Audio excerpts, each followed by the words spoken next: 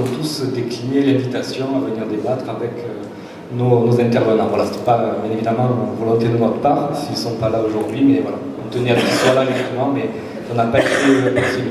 Fabrice Angéi, vous avez participé, vous, donc aux négociations, Baptiste, concertation, c'est important de le préciser. Baptiste Giraud disait que toutes les organisations syndicales étaient sorties, on va dire, mécontentes de la manière et du contenu partagé. Quel regard vous portez sur ces semaines, ces quelques semaines? Bon, d'abord, je remercie la Marseillaise d'organiser ce débat ce soir.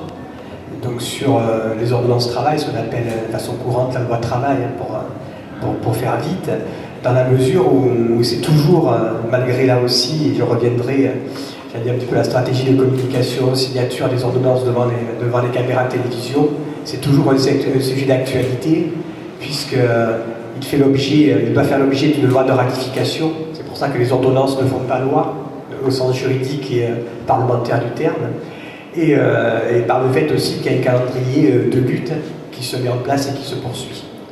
Voilà, ça c'était mon préambule. Sur le regard, effectivement, je partage assez, même pour beaucoup, ce qui a été précédemment dit, à part que pour notre organisation syndicale, on n'est pas sorti déçu. Ça veut dire que dès le début des discussions, on a compris vers où le gouvernement voulait aller, même ce qu'il y a de particulier quand même dans ces discussions-là, même si effectivement dans les négociations il y a des bilatérales, ce qu'il y a de particulier, c'était d'avancer sans aucun texte. J'avais un texte, et même à la fin, on a découvert quasiment lors de la conférence de presse, le 30 août, donc les textes des ordonnances, on ne les a pas eu avant, pas de texte, et puis avec visiblement ce que l'on disait à l'un, c'est pas ce qu'on disait forcément à l'autre. Voilà, donc il y avait cette idée de pas vraiment annoncer, de pas vraiment dire les choses, ce qui est peut-être un peu nouveau en termes de méthode, même si les bilatérales existent par ailleurs, mais elles se traduisent toujours après par des plénières. Elles permettent de préparer les plénières où là, on est tous autour d'une table, entendre la même chose au même moment, et ça c'est important pour pouvoir tisser des convergences. Donc ça montre que la méthode prise par le gouvernement, c'était donc le préacquis quelque part que ces ordonnances, elles n'allaient pas pouvoir se faire comme ça, sans aucune difficulté.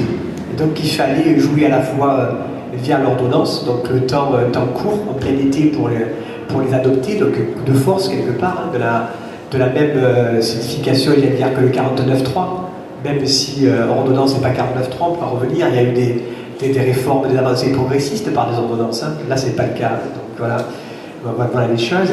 Donc voilà, à la fois les ordonnances sont en cours l'été, et puis donc des discussions qui ont duré. En fait, ça a été 7 heures. C'est 7 heures de discussion par organisation syndicale, puisque nous, on n'a pas été conviés à des réunions particulières. Il paraît que certaines l'ont été, mais nous, on n'a pas été. On n'a pas été conviés en clair au ministère du Travail par la ministre et analysé par le maire.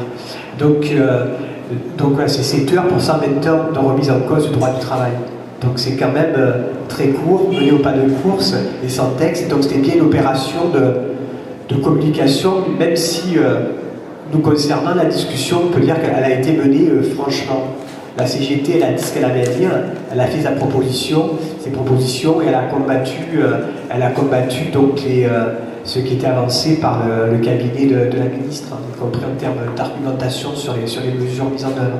Et donc ça montrait dès le départ un gouvernement en fait qui n'était pas si certain que ça, qui allait dire de son bon droit entre guillemets, à légiférer aussi vite sur les ordonnances et sur leur contenu.